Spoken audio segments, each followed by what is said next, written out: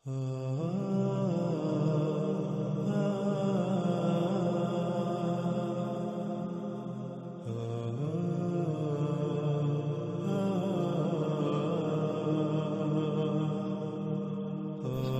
اللہ صلی اللہ علیہ وآلہ وسلم نے کہا، اس میں کچھ شک نہیں دجال کی چوٹی یعنی اس کا بلند ترین مقام سامنے سے تجھے اپنی طرف کھینچے گا، اپنے قریب کرے گا، اپنی طرف متوجہ کرے گا، تمہیں اپنی طرف دعوت دے گا، اور اس میں کچھ شک نہیں کہ قریب ہی کہے گا کہ میں تمہارا رب ہوں۔ پس جس نے کہا تو میرا رب ہے وہ اس کے فتنے میں پڑ گیا، اور جس نے کہا تو کذب کرتا ہے، میرا رب اللہ ہے، اسی پر توکل کرتا ہوں اور تیری حقیقت کھلنے پر اسی کی طرف پلٹتا ہوں، پس دجال اسے نقصان نہیں پہنچا سکے گا۔ ناظرین، اس روایت کو سمجھنے کے لیے اس روایت میں چند الفاظ ایسے ہیں کہ جن کو سمجھنا بہت ضروری ہے۔ جب تک ہم ان الفاظ کو نہیں سمجھیں گے تب تک ہم اس روایت کو گہرائی سے نہیں سمجھ سکیں گے، اور وہ پیغام جو محمد رسول اللہ صلی اللہ علیہ وآلہ وسلم نے اپنے ان الفاظ میں دیا، اس پیغام کو ہم نہیں سمجھ سکیں گے۔ تو رسول اللہ صلی اللہ علیہ وآلہ وسلم کے اس پیغام کو تفصیل اور گہرائی سے جاننے کے لیے ہم پر یہ بات فرض ہے کہ ہم اس روایت میں استعمال ہونے والے ان چند الفاظ کو ان کی گہرائی سے سمجھیں۔ ان میں سب سے پہلا لفظ آ جاتا ہے راس، اس کے بعد حب، پھر اس کے بعد لفظ آ جاتا ہے رب، اس کے بعد لفظ آ جاتا ہے افتتن یعنی فتنہ، پھر کذب، توکل اور لفظ انیب۔ تو ان میں سب سے پہلے ہم بات کرتے ہیں لفظ راس پر۔ راس کسے کہتے ہیں؟ جیسا کہ ناظرین ہم پچھلی ساتھ میں یہ بات جان چکے ہیں کہ راس کہتے ہیں کسی بھی شے کے بلند ترین مقام کو، کسی بھی شے کی چوٹی کو۔ مثلا اگر یہ لفظ انسانی جسم کے لیے استعمال کیا جائے گا تو انسانی جسم کا جو بلند ترین مقام ہے، جو چوٹی ہے، جو پیک ہے، اسے عربی میں راس کہا جائے گا۔ جیسے کہ انسانی جسم کا بلند ترین مقام وہ ہے جسے ہم سر کہتے ہیں۔ اس لیے جب یہ لفظ انسان کے لیے استعمال کیا جائے گا تو اس کا معنی انسان کا سر ہوگا، لیکن اس کا مطلب ہرگز یہ نہیں ہے کہ راس کا معنی یا راس کا ترجمہ سر ہے، نہیں، بلکہ راس کہتے ہیں کسی بھی شے کے بلند ترین مقام کو، کسی بھی شے کی چوٹی کو۔ پھر آگے آتا ہے لفظ حب۔ حب کہتے ہیں کسی شے کو اپنے قریب کرنے یا اپنی طرف کھینچنے کو، جیسے مقناطیسی کشش ہوتی ہے۔ مقناطیسی کشش کو یعنی مقناطیسی قوت کو بھی عربی میں حب کہتے ہیں۔ پھر آ جاتا ہے لفظ رب، یعنی رب کہتے ہیں اس ذات کو، یعنی وہ ذات جو کسی شے کو جب اس کا وجود نہ ہو وجود میں لائے، اس کے بعد اسے جس مقصد کے لیے وجود میں لایا اس مقصد کو پورا کرنے کے لیے اسے اس مقام پر لانا جس مقام پر آ کر وہ اس مقصد کو پورا کر سکے جس مقصد کے لیے اسے خلق کیا گیا، اور اس کی تمام تر ضروریات کو خلق کر کے اسے مہیا کرنے والی ذات۔ قرآن میں اللہ سبحانہ و تعالی نے بچے کے لیے اس کے والدین کو اس کا رب کہا، جیسا کہ آپ سورہ بنی اسرائیل کی آیت نمبر 24 میں دیکھ سکتے ہیں، ربی ارحمہما کما ربیانی صغیرا، یعنی اے میرے رب ان دونوں پر رحم کر، یعنی ان دونوں کی حفاظت کر بالکل اسی طرح جس طرح جب میں چھوٹا تھا تو میرے رب ہونے کے ناطے انہوں نے میری حفاظت کی۔ اللہ سبحانہ و تعالیٰ نے والدین کو بچے کے لیے رب اس لیے کہا کیونکہ جب بچے کا وجود نہیں ہوتا تو والدین اسے وجود عطا کرتے ہیں، اس کے بعد بچہ ہر لحاظ سے والدین کا محتاج ہوتا ہے، والدین اس کی تمام ضروریات اسے مہیا کرتے ہیں۔ اگر والدین اسے کھلائیں گے تو بچہ کھائے گا، ورنہ بچہ بھوکا مر جائے گا، خود سے کچھ بھی نہیں کر پائے گا۔ بالکل اسی طرح بچے کی جتنی بھی ضروریات ہیں ہر لحاظ سے بچہ والدین کا محتاج ہوتا ہے، اس لیے اللہ سبحانہ و تعالیٰ نے والدین کو بچے کے لیے اس کے رب کہا۔ جب ایک بچہ چھوٹا ہوتا ہے تو وہ والدین کا محتاج ہوتا ہے، یوں ایک انسان جب بچہ تھا تو اللہ اس کے والدین کی صورت میں اس کا رب تھا، اور جیسے جیسے انسان خود مختار ہوتا جائے تو ویسے ویسے اللہ سبحانہ و تعالی نے اسے خود کو فطرت کا محتاج بنانے کا حکم دیا، کیونکہ باشعور اور بااختیار ہوتے ہی جیسے وہ پہلے والدین کا محتاج تھا تو اللہ اس کا رب تھا، بالکل اسی طرح اب وہ اگر خود کو فطرت کا محتاج بنائے گا تو اس کا رب اللہ ہوگا، ورنہ وہ خود کو جس کا محتاج بنائے گا وہی اس کا رب کہلائے گا۔ اسی کا حکم اللہ سبحانہ و تعالی نے قرآن میں کئی مقامات پر دیا کہ ہر طرف سے کٹ کر یکسو ہو کر فطرت پر قائم ہو جاؤ، اور اسی کو اللہ سبحانہ و تعالی نے اصل دین قرار دیا، جس کا اکثریت کو شعور ہی نہیں ہے، اکثریت کو علم ہی نہیں ہے کہ دین کیا ہے۔ دین ہے فطرت پر قائم ہونا، خود کو فطرت کا محتاج بنانا، ہر لحاظ سے فطرت پر ہی توکل کرنا، فطرت پر انحصار کرنا۔ پھر ناظرین آگے لفظ آ جاتا ہے فتنہ۔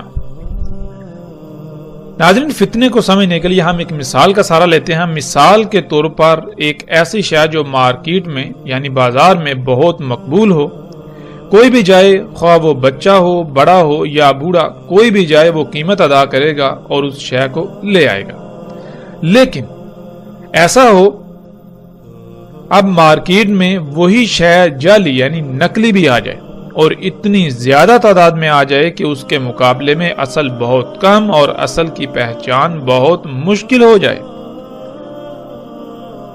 تو اب جو بھی خریدنے جائے گا ممکنہ طور پر نقلی ہی خرید کر لائے گا، جس سے یہ علم ہو گیا کہ مارکیٹ میں اصل کے مقابلے میں نقلی شے بھی آ چکی ہے۔ تو ناظرین کسی بھی شے کی جب نقل تیار کی جاتی ہے وہ ایسی نہیں بنائی جاتی کہ وہ خود بول کر کہے کہ میں نقلی ہوں، بلکہ نقل ایسی تیار کی جاتی ہے کہ اصل شے بھی نقل کے مقابلے میں نقل نظر آئے۔ ایسی صورت میں کوئی بھی جب اس شے کو خریدنے جائے، خواہ وہ کتنے ہی علم والا ہی کیوں نہ ہو، اس پر امتحان آ جائے گا کہ آیا ان میں سے کون سی اصلی ہے اور کون سی نقلی۔ اس طرح امتحان میں پڑھنے کو عربی میں فتنہ کہتے ہیں، اور نقل کو اختیار کر لینے کو فتنے میں پڑ جانا یعنی فتنے کا شکار ہو جانا کہلاتا ہے۔ ناظرین اگلا لفظ آ جاتا ہے کذب۔ کذب کہتے ہیں اللہ کی آیات جو کہ تمام کی تمام مخلوقات سمیت ہر وہ شے جس سے انسان اللہ کو جان سکے، اللہ کو پہچان سکے، پر ایمان لانے کے بجائے ان کا کفر کرنا، یعنی اس بات کو تسلیم کرنے سے انکار کر دینا کہ یہ تمام کی تمام آیات جو کہ تمام کی تمام مخلوقات اللہ کی آیات ہیں، ان کو اللہ سبحانہ و تعالیٰ نے کسی نہ کسی مقصد کے لیے خلق کیا، اور جس مقصد کے لیے خلق کیا اس مقصد کو پورا کرنے کے لیے ان سب کو ان کے مقامات پر رکھ دیا۔ تو جب تک یہ تمام کی تمام آیات، یہ تمام کی تمام مخلوقات اپنے اپنے مقام پر رہتے ہوئے اپنی اپنی ذمہ داری پوری کریں گی، تب تک اس کائنات کا نظام بالکل ٹھیک رہے گا۔ اس کائنات میں کوئی کمی، کوئی کجی، کوئی کوتاہی، کوئی لاپرواہی، کوئی فساد، کوئی خرابی نہیں ہوگی، کیونکہ یہ کائنات بالکل ایک مشین کی مانند ہے۔ جیسے مشین میں پرزے ہوتے ہیں، ہر پرزہ دوسرے کے ساتھ مشروط ہوتا ہے، بالکل اسی طرح یہ تمام کی تمام مخلوقات اس کائنات میں پرزوں کی مانند ہیں۔ جب کوئی ایک خلق اپنی ذمہ داری پوری کرے گی تو اس سے ریلیٹڈ، اس سے مشروط، اس سے تعلق رکھنے والی دوسری مخلوق اپنی ذمہ داری پوری کر پائے گی۔ اس طرح پوری کائنات بالکل ٹھیک رہے گی۔ تو ناظرین اس دعوت کا انکار کر دینا، اس بات کو تسلیم کرنے کے بجائے اس کا انکار کرتے ہوئے اللہ کی آیات میں، اللہ کی مخلوقات میں چھیڑ چھاڑ کرنا، ان میں پنگے لینا، ان کو اپنی مرضی کے مطابق استعمال کرنا، ان کو ان کے مقامات سے ہٹا دینا، جس سے کائنات میں فساد ہو، کائنات میں خرابیاں ہوں، پھر اس کی وجہ سے تباہیاں، اسے عربی میں کذب کہتے ہیں۔ اس کے بعد ناظرین لفظ آ جاتا ہے توکل۔ توکل کہتے ہیں ہر لحاظ سے مکمل طور پر کسی پر انحصار کرنا، ہر معاملے میں یا کسی بھی معاملے میں کسی کا محتاج بننا، خواہ آپ کو تکالیف و مصائب کا ہی سامنا کیوں نہ کرنا پڑے، یا خواہ آپ کی ضروریات پوری نہ ہوں، آپ کو صبر یا قناعت کرنا پڑے، اسے کہتے ہیں توکل۔ پھر اس کے بعد ناظرین لفظ آ جاتا ہے انیب۔ ناظرین انیب کہتے ہیں فتنے میں پڑنے کے بعد یعنی فتنے کا شکار ہو جانے کے بعد جیسے ہی اصل کا یعنی حق کا علم ہو جائے تو بغیر کسی ہیلے بہانے کے فوراً اس کو ترک کر کے حق کی طرف پلٹنا۔ یعنی آپ اپنی طرف سے حق کی اتباع کر رہے ہوں، آپ یہی سمجھ رہے ہوں کہ جو آپ کر رہے ہیں یا جو سمجھ رہے ہیں وہ حق ہے، لیکن حقیقت یہ نہ ہو، بلکہ حقیقت یہ ہو کہ آپ فتنے کا شکار ہوں اور جیسے ہی آپ پر حق واضح ہو جائے آپ بغیر کسی چونچڑا کے فوراً اسے ترک کر کے حق کی طرف پلٹیں۔ اسے عربی میں انیب کہا جاتا ہے۔ تو ناظرین آپ باتیں ہیں روایت کی طرف۔ رسول اللہ صلی اللہ علیہ وآلہ وسلم نے کہا تھا کہ دجال کا راز تجھے تیرے بالکل سامنے سے اپنی طرف کھینچے گا، اپنی طرف متوجہ کرے گا، تمہیں دعوت دے گا۔ تو ناظرین آج ہم پر یہ فرض ہے کہ ہم یہ جانیں کہ دجال کا راز کیا ہے۔ راز کسے کہتے ہیں یہ ہم جان چکے۔ راز عربی میں کہتے ہیں کسی بھی شے کے بلند ترین مقام کو، اس کی چوٹی کو، اس کی پیک کو۔ اور ہم یہ بھی جان چکے ہیں کہ دجال انسان کے اپنے ہی ہاتھوں سے خلق کردہ طرح طرح کی وہ مخلوقات ہیں، وہ تمام کی تمام اشیاء اور مشینیں ہیں جنہیں انسان اپنے لیے مسیحا اور فائدہ سمجھتا ہے، یعنی جنہیں انسان اپنے لیے فائدہ مند اور ترقی سمجھتا ہے، ترقی کا نام دیتا ہے۔ اور آج جب ہم غور و فکر کریں، آج جب ہم غور کریں تو دجال کا راز بالکل واضح ہے۔ انسان کی خلق کردہ مخلوقات کا جو سب سے بلند ترین مقام ہے، جو ان کی چوٹی ہے، جو پیک ہے، وہ کیا ہے؟ وہ سیٹلائٹ ہے جو خلا میں زمین کے گرد تیر رہی ہے، اور اس کے علاوہ وہ تمام کے تمام ٹاورز ہیں جن سے آج سارے کا سارا مواصلاتی نظام چلایا جا رہا ہے۔ اس کے علاوہ تمام کے تمام ٹی وی اینٹیناز جو آپ کو لوگوں کے گھروں اور عمارتوں کی چھتوں پر نظر آتے ہیں، وہ یہ دجال جو آپ کو اپنی طرف دعوت دیتا ہے اس کا راز ہے، یعنی ٹی وی کا راز۔ اور دجال کا یہ راز آج حیران کن طور پر انسان کے بالکل سامنے سے اسے اپنی طرف کھینچتا ہے، اسے دجال کو اپنا رب بنانے کی دعوت دیتا ہے، جسے آج ہم ٹیلی ویژن، انٹرنیٹ اور ریڈیو وغیرہ سمیت ٹیلی کمیونیکیشن سسٹم یعنی مواصلاتی نظام کا نام دیتے ہیں۔ یہ سارے کا سارا میڈیا، یہ مواصلاتی نظام، سیٹلائٹس اور اونچے اونچے لمبے لمبے کھمبوں جو کہ دجال کا راز ہیں کا ہی حصہ ہیں اور اسی سے ہی کام کرتے ہیں۔ یہ دجال کا راز یعنی انسان کی خلق کردہ طرح طرح کی مخلوقات، طرح طرح کی اشیاء، مشینیں جنہیں انسان اپنے لیے مسیحا، اپنے لیے فائدہ مند سمجھتا ہے، ان کا جو بلند ترین مقام ہے وہ انسانوں کے بالکل سامنے سے انہیں یہ کہتا ہے کہ میں تمہارا رب ہوں، یعنی اپنی تمام تر ضروریات مجھ سے ہی حاصل کرو، مجھ سے ہی پوری کرو۔ وہ رزق کھاؤ جو مشینوں کا بنایا ہوا ہے، جو انسان کے اپنے ہی ہاتھوں سے فطرت میں مداخلت کر کے خلق کیا گیا ہے۔ اپنی سواری کی ضروریات، اپنی سواری کی حاجات کو پورا کرنے کے لیے انہی مشینوں یعنی دجال کو ہی اختیار کرو۔ تمہارے پہننے کے لیے کپڑا ہو یا جوتے، کھانے کی اشیاء ہوں یا پینے کی، یہاں تک کہ تمہاری جتنی بھی ضروریات ہیں انہیں پورا کرنے کے لیے دجال یعنی انسان کی اپنے ہی ہاتھوں سے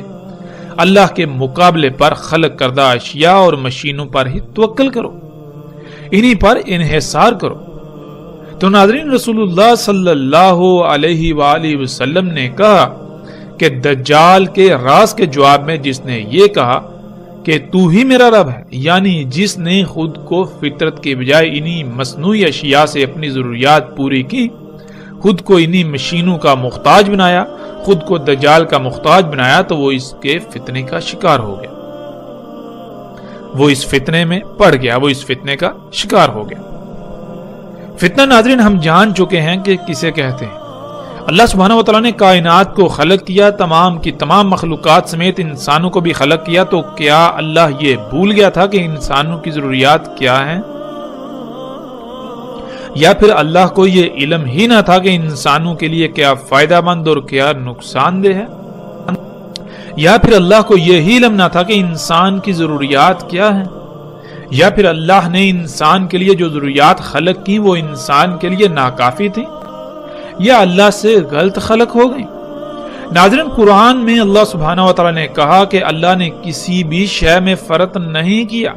یعنی اللہ نے جو کچھ بھی خلق کیا وہ بالکل پرفیکٹ، ہر لحاظ سے مکمل اور ہر طرح کے نقائص، خامیوں، کجیوں اور کوتاہیوں سے پاک خلق کیا۔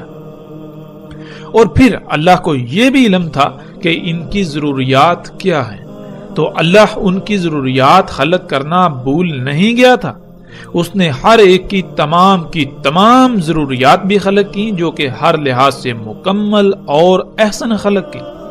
وہ خالق ہے تو اسے ہی علم ہے کہ کس کے لیے کیا کیا فائدہ مند اور کیا نقصان دہ، جیسا کہ ہم سورہ الانعام کی اس آیت میں دیکھ سکتے ہیں۔ اور نہیں زمین میں وہ جتنے بھی حرکت کرنے والے جاندار ہیں، اور نہ ہی فضا میں تیرنے والے جو اپنے پروں سے فضا میں تیرتے ہیں، مگر وہ یعنی دنیا کا نظام چلانے کے لیے کسی نہ کسی ذمہ داری کو پورا کرنے کے لیے منظم ترین گروہ ہیں، بالکل اسی طرح جیسے تم ہو، یعنی انسان۔ یعنی ایسا نہیں ہے کہ زمین میں تمام کے تمام جاندار، حرکت کرنے والے اور اڑنے والے جتنے بھی جاندار ہیں وہ بغیر کسی مقصد کے خلق کر دیے گئے، جو ایسے ہی آوارہ ادھر ادھر گھوم پھر رہے ہیں اور ان کی ضروریات نہیں ہیں، یا ان کو کوئی فکریں نہیں، یا ان پر کوئی ذمہ داری نہیں۔ ایسا ہرگز نہیں، بلکہ وہ تمام کے تمام منظم ترین گروہوں کی حیثیت سے اپنی اپنی ذمہ داری کو آسان طریقے سے پورا کر رہے ہیں، اور ان کی بھی بالکل تمہاری ہی طرح کی ضروریات ہیں۔ تو کیا تم نے کبھی ان کو ایسا کرتے دیکھا جیسا تم کر رہے ہو؟ یعنی جیسے تم اللہ کے ہر کام میں مداخلت کر رہے ہو اور عذر یہ پیش کرتے ہو کہ تم اپنی ضروریات خلق کر رہے ہو، کیا وہ مخلوقات ایسا کر رہی ہیں؟ وہ ایسا کیوں نہیں کر رہی؟ کیا ان کی ضروریات نہیں؟ کیا ان کو حاجات لاحق نہیں جیسے تم کو ہیں؟ جب ان کو بھی ضروریات و حاجات لاحق ہیں بالکل اسی طرح جیسے تمہیں ہیں، تو پھر وہ ایسا کیوں نہیں کر رہی جیسا تم کر رہے ہو؟ بلکہ وہ تو اپنی اپنی ذمہ داری کو پورا کرنے میں مصروف ہیں تاکہ کائنات میں کوئی خرابی پیدا نہ ہو، ان کی لاپرواہی سے کائنات کے نظام میں کوئی رکاوٹ پیدا نہ ہو۔ ان کو کیوں ایسا کرنے کی ضرورت پیش نہیں آئی؟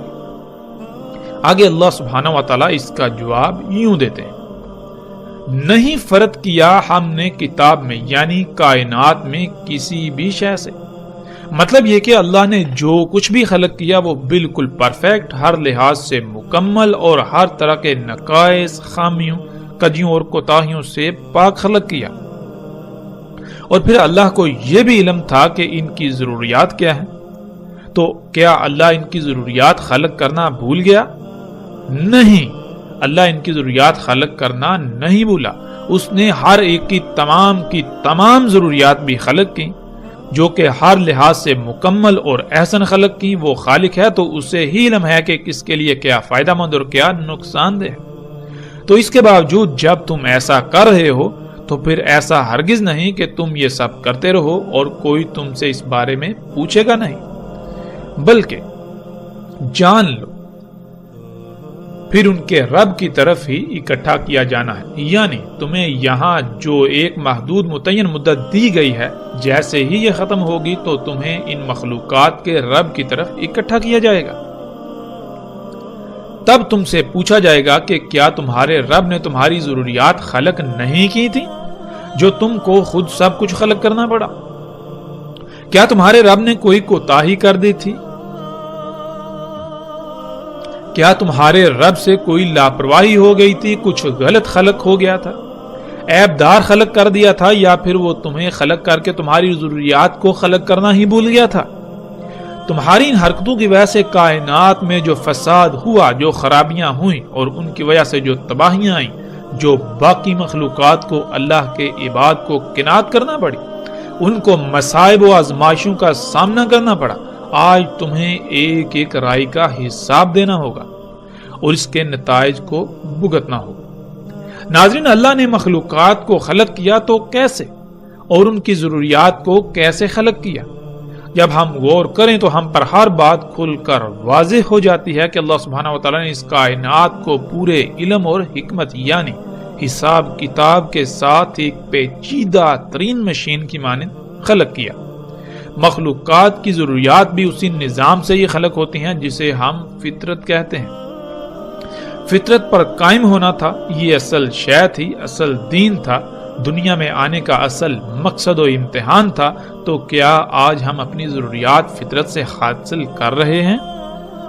فطرت پر قائم ہیں، یا پھر آج فطرت کے مقابلے پر مصنوعی اشیاء کی بھرمار ہے اور ہم انہی کو اختیار کیے ہوئے ہیں، ہم انہی پر توکل کرتے ہیں، انہی پر ہمارا انحصار ہے؟ مصنوعی جو کہ اصل کے مقابلے میں نقل ہیں، اور یہ فتنہ ہے۔ انسانوں کو اصل کا علم ہی نہیں اور وہ چاہتے یا نہ چاہتے ہوئے بھی اس فتنے کا شکار ہیں۔ اپنا رب دجال کو بنائے ہوئے ہیں، اور جب کسی پر یہ بات واضح ہو جاتی ہے، یہ دجل چاک ہو جاتا ہے اور وہ اللہ سبحانہ و تعالیٰ کے ساتھ مخلص ہوتا ہے، یوں اس کے نزدیک اس دجال کا قتل ہو جاتا ہے، یعنی اس پر یہ دھوکہ واضح ہو جاتا ہے کہ یہ سب مصنوعی اشیاء جو فطرت کی ضد ہیں، یہ انسان کے لیے یعنی میرے لیے مسیحا نہیں، فائدہ مند نہیں، بلکہ دنیا اور آخرت میں میری تباہی کا سبب ہے۔ تو ایسے شخص کے بارے میں رسول اللہ صلی اللہ علیہ وآلہ وسلم نے یوں کہا، اور جو دجال کے راز کی اس دعوت کے میں تمہارا رب ہوں کے مقابلے پر یہ کہے گا کہ کذب، یعنی تو میرا رب نہیں، تو اللہ کی مخلوقات میں اللہ کے کاموں میں مداخلت کر رہا ہے، کائنات کو فساد زدہ کر رہا ہے، تیری وجہ سے کائنات میں طرح طرح کی تباہیاں آ رہی ہیں، تیری وجہ سے بیماریاں و آزمائشیں آ رہی ہیں، تیری وجہ سے دنیا کے حالات بد سے بدتر ہوتے چلے جا رہے ہیں، اس لیے تو میرا رب نہیں۔ پہلے میں نے تجھے اپنا رب بنایا ہوا تھا اس وجہ سے کیونکہ مجھ پر یہ سارا حق واضح نہیں تھا، میں تیرے دجل کا شکار تھا، اس لیے اب میرا رب اللہ ہے، یعنی میں اپنی ضروریات انسان کی خلق کردہ ان مصنوعی اشیاء سے پوری نہیں کروں گا، میں خود کو فطرت کی بجائے ان مصنوعی اشیاء کا محتاج نہیں بناؤں گا، بلکہ میرا رب اللہ ہے، یعنی میں اپنی تمام تر ضروریات فطرت سے پوری کروں گا، خود کو فطرت پر قائم کروں گا اور اپنی حاجات و ضروریات کو پورا کرنے کے لیے اسی پر انحصار کروں گا، یعنی اسی پر توکل کروں گا۔ پہلے میں تجھے اپنا رب بنائے ہوئے تھا، وہ اس لیے کہ میں بھی باقی انسانوں کی طرح تجھے اپنے لیے مسیحا سمجھتا تھا، اس ٹیکنالوجی کو، صنعتی انقلاب کو، انسان کی خلق کردہ طرح طرح کی مخلوقات کو انسان کے لیے ترقی سمجھتا تھا، دنیا کے لیے ترقی سمجھتا تھا، لیکن اب مجھ پر یہ دجل کھل چکا، میرے نزدیک اس دجال کا قتل ہو چکا، ان اشیاء پر پڑا دجل کا پردہ چاک ہو چکا، اس لیے اب میں بغیر کسی ہیلے بہانے کے اپنے رب کی طرف پلٹتا ہوں۔ تو رسول اللہ صلی اللہ علیہ وآلہ وسلم نے کہا کہ پس دجال اسے کوئی نقصان نہیں پہنچا سکے گا، یعنی پہلے وہ دجال کو رب بنانے کی وجہ سے طرح طرح کی بیماریوں، تکالیف، مصائب، الجھنوں، جھنجھٹوں وغیرہ کا شکار تھا، انسانوں کی غلامی کا شکار تھا، دن رات دجال کی غلامی میں دھنسا ہوا تھا، آزاد ہو کر بھی آزاد نہیں تھا، تو اب اس کے لیے یہ سب نہیں ہوگا، وہ ہر لحاظ سے ایک آزاد اور اللہ سبحانہ و تعالیٰ کا غلام شخص ہوگا۔ ناظرین، سب پر فرض ہے کہ غور و فکر کریں اور دیکھیں کہ کیا آپ دجال کو اپنا رب نہیں بنائے ہوئے؟ کیا آپ اپنی ضروریات کو پورا کرنے کے لیے فطرت پر انحصار کرتے ہیں، یا پھر اللہ کے مقابلے پر، فطرت کے مقابلے پر انسان کی اپنے ہی ہاتھوں سے خلق کردہ طرح طرح کی اشیاء سے، انہی مشینوں پر انحصار کرتے ہیں؟ کیا کبھی آپ نے غور کیا کہ اپنی ضروریات کو پورا کرنے کے لیے جس شے پر آپ انحصار کر رہے ہیں، جسے آپ اختیار کر رہے ہیں، وہ کیسے وجود میں آئی؟ اس کی تخلیق سے کائنات میں کس قدر فساد ہوا، کتنی مخلوقات کا قتل عام ہوا، اور زمین و آسمانوں میں اللہ کے قائم کردہ میزان میں کتنا خسارہ ہوا، کس قدر فساد ہوا۔ غور کیجئے اس سے پہلے کہ دیر ہو جائے۔ آج آپ کے پاس وقت ہے، جب یہی وقت ختم ہو جائے گا تو پھر سوائے پچھتاوے کے کچھ نہ رہے گا۔ دجال کے راز کو پہچانے یہ دن رات کیا دعوت دیتا ہے؟ کسی اپنا رب بنانے کی طرف دعوت دیتا ہے۔ ناظرین، بہت سے لوگوں کا کہنا یہ ہے کہ ہم اس سائنسی اور ترقی یافتہ دور کو چھوڑ کر پتھر کے دور میں چلے جائیں۔ کچھ انسان تو ایسا سوال بے بسی کے عالم ضرورت کے تحت کرتے ہیں، لیکن اکثریت بطور طنز ایسا سوال کرتی ہے۔ ایسی اکثریت خود کو عقل مند اور سامنے والے کو بیوقوف سمجھتی ہے، لیکن حقیقت میں بیوقوف کون ہے یہ جاننا بالکل بھی مشکل نہیں۔ ناظرین، پتھر کے دور سے ان لوگوں کی مراد یہ ہوتی ہے کہ آج اس مشینی دور کے برعکس آج سے چند صدیاں پہلے کا دور، جسے یہ لوگ پتھر کا دور کہتے ہیں۔ سوال یہ پیدا ہوتا ہے کہ سمندر، درخت، چرند پرند، پھل پھول، پودے، سرسبز باغات سمیت طرح طرح کی مخلوقات یعنی جنت کا منظر پیش کرتی یہ دنیا ان لوگوں کو پتھر کا دور نظر آتی ہے، جس میں نہ زلزلے ہوں، نہ طوفان، نہ بیماریاں ہوں، نہ انسان کا غلام، جس میں رشتے ناتوں کی قدر اور اپنی جان سے زیادہ دوسرے کی جان کی فکر ہو۔ اس طرح اگر بات کی جائے تو خصوصیات کے انبار لگتے جائیں، الفاظ ختم ہو جائیں، مگر خصوصیات بیان کرتے کرتے ختم نہ ہوں۔ اسے یہ لوگ پتھر کا دور کہتے ہیں اور جہالت کا دور کہتے ہیں۔ یہ لوگ بات کرتے ہیں سائنس کی، تو ناظرین سائنس تو کہتے ہیں علم کو۔ تو عقل کے اندھو تمہاری سائنس، تمہارا علم جسے تم ترقی کہتے ہو، وہ تو خود پتھر کے دور کی محتاج ہے۔ کبھی غور تو کرو، یہ زمین کا اگانا کیا یہ سائنس کی انتہا نہیں؟ ایک درخت میں کتنی سائنس ہے، اس کو جاننے کے لیے تمہاری سائنس بے بس ہے۔ تمہارے بنائے ہوئے جدید ترین آلات ایک پتے کی گہرائیوں میں دیکھنے کے باوجود اندھے ہیں، ان کی دیکھنے کی صلاحیت ختم ہو جاتی ہے، مگر پتے کی گہرائی نہیں۔ دیکھو یہ طرح طرح کے رنگ برنگے پھول، یہ چہچہاتے ہوئے پرندے، کیا یہ سائنس کی انتہا نہیں؟ سمندروں میں تیرتی ہوئی مچھلیاں ہوں یا پھولوں پر اڑتی تتلیاں، یہ سائنس کی انتہا نہیں؟ دیکھو زمین کی گہرائیوں کو، اس کی پیچیدگیوں کو، اتنے بڑے ترقی کے دعوے دار ہونے کے باوجود تمہاری مشینیں اندھی اور بے بس کیوں ہو جاتی ہیں؟ کیا یہ سائنس کی انتہا نہیں؟ میرے رب کی تخلیقات کو پتھر اور جہالت کا دور کہتے ہو، اور اس کا شریک بنے ہوئے یعنی اس کے کاموں میں مداخلت کرتے ہوئے دنیا کو جہنم سے بدتر بنا کر اسے ترقی کا نام دیتے ہو۔ جسے تم پتھر کا دور کہتے ہو، عقل کے اندھو دنیا کی تخلیق اور اس کے نظام کو چلتے ہوئے خرب ہا سال گزرے، لیکن ایک رائی برابر بھی خامی یا خرابی پیدا نہیں ہوئی۔ مگر جسے تم ترقی و خوشحالی کا نام دیتے ہو، تم جیسے انسانوں نے زمین پر جیسے ہی قدم رکھا، جیسے انسان زمین پر پدھارے تو زمین کا سارا نظام ہی درہم برہم کر دیا۔ میرے رب نے زمین کا توازن قائم کرنے کے لیے پہاڑوں کو رکھا، وہ سائنس نہیں پتھر کا دور، اور تم نے انہی پہاڑوں کو کاٹ کاٹ کر زمین کا توازن بگاڑ دیا، جس سے زمین زلزلوں تباہیوں کی لپیٹ میں چلی گئی۔ یہ دور ترقی کا دور ٹھہرا۔ واہ کیا سائنس و ترقی ہے تمہاری۔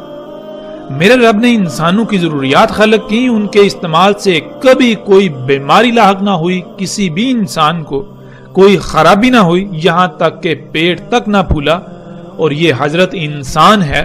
کہ اسی رب کے کاموں میں مداخلت کر کے اسی کی مخلوقات کو فساد زدہ کرتا ہے، اور پھر الٹا الزام اسی پر عائد کرتا ہوا خود کو ترقی و خوشحالی پسند قرار دیتا ہے،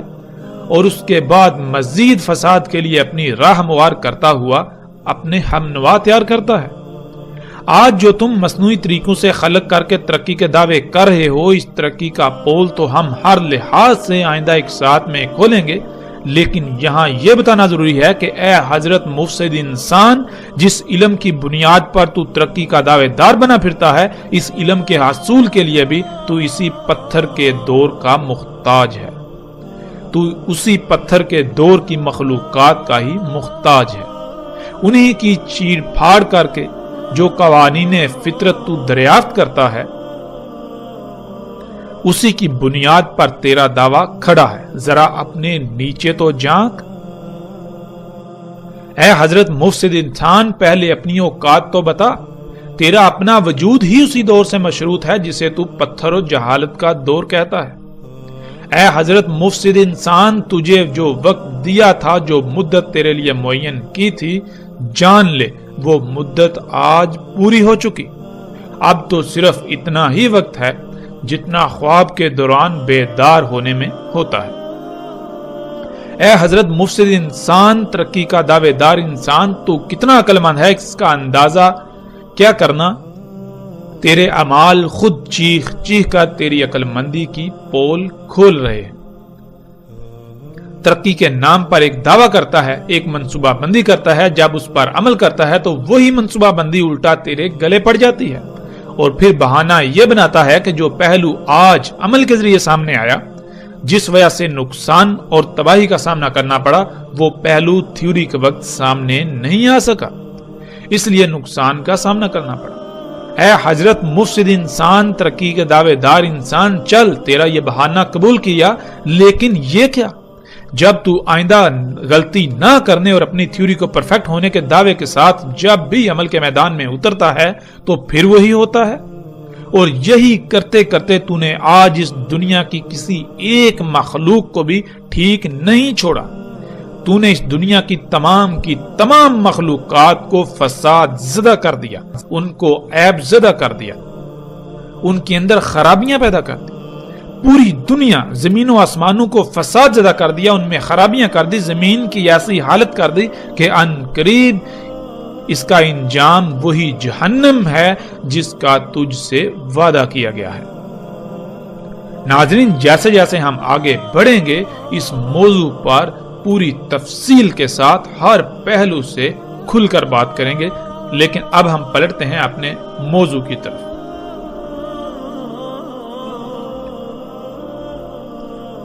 رسول اللہ صلی اللہ علیہ وآلہ وسلم نے کہا، دجال کا راز، یعنی دجال کا سب سے بلند ترین مقام اس کی چوٹی جیسے کہ درخت کی شاخ۔ ناظرین، ہم جان چکے ہیں راز کہتے ہیں کسی بھی شے کی چوٹی یا بلند ترین مقام کو۔ جیسے انسانی جسم کا بلند ترین مقام سر ہے، اس لیے جب یہ لفظ انسان کے لیے استعمال ہوتا ہے تو اس کے معنی انسان کا سر کے ہوں گے۔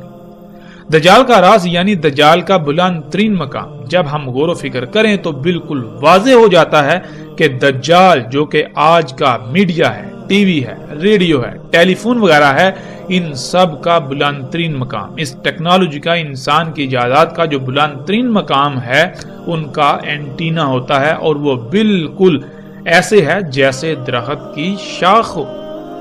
جیسے دجال کا راز سیٹلائٹ، اس کو آپ دیکھیں تو وہ بالکل ایسے ہے جیسے کہ درخت کی شاخ ہو۔ آپ کے ارد گرد نصب لمبے لمبے کھمبے، ان کے اوپر جو لگے ہوئے اینٹینے ہیں، جب آپ ان کو دیکھیں تو وہ بالکل ایسے ہیں حیران کن طور پر جیسے کہ درخت کی شاخ ہوں۔ اور آپ یہ تصاویر سکرین پر دیکھ رہے ہیں۔ ناظرین، آپ ذرا تصور کریں کہ اینٹینا کے بارے میں 14 صدیاں قبل بات کرنا مقصود ہوتا، جب اس کا کوئی وجود اور تصور تک بھی نہیں تھا، تو اس سے بہتر کوئی اور الفاظ ہو سکتے تھے جو محمد رسول اللہ صلی اللہ علیہ وآلہ وسلم نے اس وقت استعمال کیے۔ جس شے سے ان چیزوں کو تشبیہ دی، کیا اس سے بہتر کوئی اور شے ہو سکتی تھی جو اس وقت بھی اپنا وجود رکھتی ہے اور آج بھی؟ اینٹیناز یعنی دجال کے راز جتنے بھی ہیں وہ کسی نہ کسی درخت کی شاخ سے ضرور مماثلت رکھتے ہیں، یہاں تک کہ سیٹلائٹ جو کہ دجال کا راز ہے، آپ اس میں بھی غور کریں، اسے بھی دیکھیں تو وہ بھی آپ کو بالکل ایک درخت کی شاخ ہی کی طرح نظر آئے گی، جیسا کہ آپ اپنی سکرین پر تصاویر دیکھ رہے ہیں۔ رسول اللہ صلی اللہ علیہ وآلہ وسلم نے کہا، اس میں کچھ شک نہیں، وہ دجال نکلے گا شام اور عراق کے درمیان خالی جگہ سے، پس وہ تباہی پھیلائے گا دائیں جانب، یعنی ہر شے میں خرابیاں کر دے گا، فصلوں میں خامیاں خرابیاں کر دے گا، جانوروں انسانوں کو بیماریاں زدہ کر دے گا، زمین میں خامیاں و خرابیاں کر دے گا، جراثیموں کیڑے مکوڑوں کا باعث بنے گا، حتیٰ کہ ہر شے میں خرابیاں کر کے تباہی پھیلا دے گا، اور اسی طرح تباہی پھیلائے گا شمال کو بھی۔ اے اللہ کے غلاموں، پس اللہ کی غلامی پر ثابت قدم رہنا، اللہ کی غلامی پر ڈٹے رہنا، یعنی اس وقت اللہ ہی کو اپنا رب بنانا اور اسی پر ڈٹ جانا۔ دجال سے اپنی ضروریات پوری نہ کرنا بلکہ فطرت سے ہی اپنی ضروریات پوری کرنا، جس کے لیے تمہیں بڑی بڑی مصیبتوں، تکالیف اور آزمائشوں کا سامنا کرنا پڑے گا، مگر اس کے باوجود ڈٹے رہنا۔ ناظرین، یہ مکمل روایت کا کچھ حصہ ہے، پہلے ہم اس حصے پر بات کرتے ہیں، جب اس پر بات مکمل ہو جائے گی تو ہم اس روایت کے اگلے حصے کی جانب بڑھیں گے۔ تو اس میں رسول اللہ صلی اللہ علیہ وآلہ وسلم نے یہ کہا کہ دجال نکلے گا شام و عراق کے درمیان خالی علاقے سے۔ اب ناظرین، سوال یہ پیدا ہوتا ہے کہ ہم غور و فکر کریں اور دیکھیں کہ وہ کون سی شے ہے کہ جو شام و عراق کے درمیان خالی علاقے سے نکل رہی ہے، اور نہ صرف نکل رہی ہے بلکہ اس شے کی وجہ سے پوری دنیا میں ہر شے میں تباہیاں و خرابیاں ہو چکی، ہر شے تباہ و برباد ہو چکی، تمام کی تمام اشیاء فساد زدہ ہو چکی۔ اور جب ہم غور کریں تو اس وقت شام و عراق کے درمیان خالی جگہ سے جو شے نکل رہی ہے اسے ہم خام تیل کا نام دیتے ہیں۔ خام تیل سے نکلنے والے مختلف ایندھنوں سے گاڑیاں، فیکٹریاں اور کارخانے وغیرہ چلتے ہیں، جن کے دھوئیں سے فضا انتہائی زہریلے مادوں سے بھر چکی ہے، جو طرح طرح کی بیماریوں کا باعث بن رہی ہے۔ خام تیل کے نکلنے سے پوری دنیا کے معاش میں تباہی برپا ہو چکی ہے۔ خام تیل سے ہی نکلنے والے طرح طرح کے کیمیائی اجزاء کو آج تمام خوراکوں میں ملا کر انہیں ظاہراً تو خوشنما لیکن در حقیقت زہر بنا دیا گیا ہے، جسے کھانے والا ہر کوئی طرح طرح کی بیماریوں میں مبتلا ہے۔ خام تیل سے نکلنے والے اجزاء سے کھادیں بنتی ہیں جنہوں نے زمین کی پیدا کرنے کی صلاحیت کو تباہ و برباد کر دیا۔ خام تیل سے ہی نکلنے والے اجزاء سے طرح طرح کے کیڑے مکوڑے پیدا ہو کر مخلوقات کے لیے بیماریوں کا باعث بن رہے ہیں۔ خام تیل سے ہی نکلنے والے کیمیائی اجزاء سے ادویات تیار کی جاتی ہیں جو کہ دوا کے نام پر زہر ہیں، جو ایک بیماری سے وقتی طور پر نجات دلاتی ہیں، لیکن وہی ادویات جو کہ خام تیل سے وجود میں آتی ہیں وہ درجنوں نئی بیماریوں کا باعث بنتی ہیں۔ خام تیل سے ہی آج ہر قسم کا کپڑا بنایا جا رہا ہے جو انتہائی نقصان دہ ہے۔ خام تیل سے ہی ہر طرح کا بارودی مواد بنایا جاتا ہے جس سے پوری دنیا تباہ و برباد ہو رہی ہے، پوری دنیا تباہ کن جنگوں کی لپیٹ میں ہے، جس سے شہروں کے شہر کھنڈرات میں بدل چکے ہیں۔ خام تیل کے نکلنے سے ہی آج دنیا میں کوئی ایک شے بھی فطرت پر نہیں رہی، ہر شے میں فساد ہو چکا ہے۔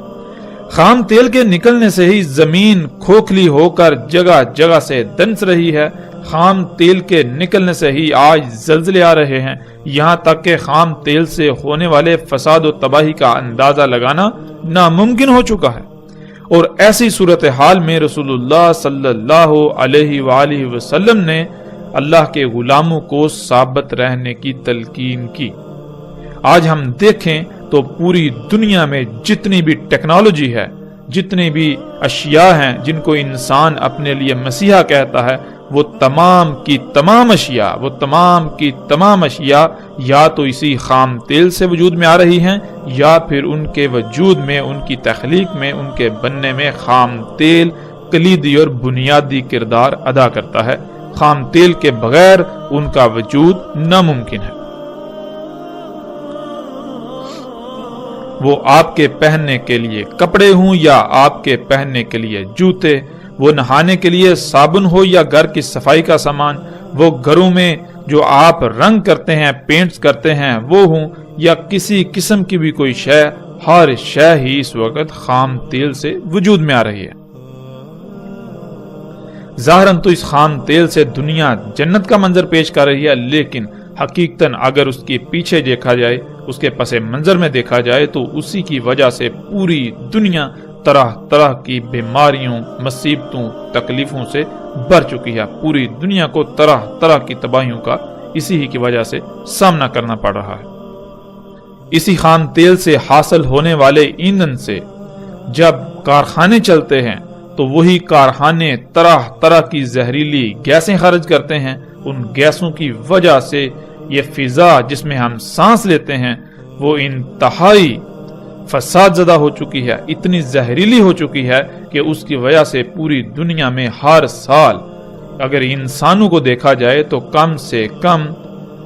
1 کروڑ سے زائد انسان موت کا شکار ہو رہے ہیں، اور پوری دنیا کی 96% سے زیادہ آبادی اسی خام تیل سے خارج ہونے والی طرح طرح کی زہریلی گیسوں کی وجہ سے طرح طرح کی بیماریوں کا شکار ہے۔ اس کے علاوہ اس دنیا کی کوئی ایک بھی مخلوق ایسی نہیں کہ جو اس کے فساد سے پاک ہو، اس سے اسے نقصانات کا سامنا نہ کرنا پڑ رہا ہو۔ تو ایسی صورت میں جب اس وقت پوری کی پوری دنیا مصنوعی اشیاء سے اسی خام تیل کی وجہ سے بھر چکی ہے تو رسول اللہ صلی اللہ علیہ وآلہ وسلم نے مومنوں سے کہا تھا کہ تم ثابت قدم رہنا، اللہ کی غلامی پر ڈٹے رہنا۔ اس وقت ایسے حالات میں جب تم اللہ سبحانہ و تعالیٰ کی غلامی پر ڈٹو گے تو یہ انتہائی مشکل ہوگا۔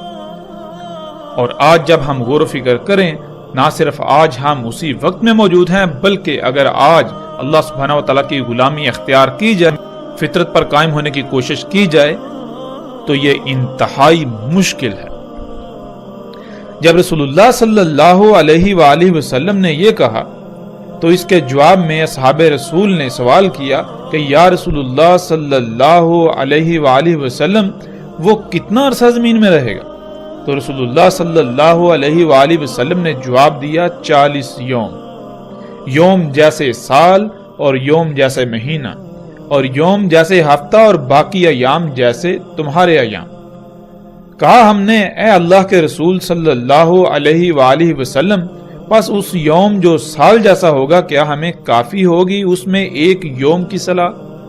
رسول اللہ صلی اللہ علیہ وآلہ وسلم نے جواب دیا نہیں،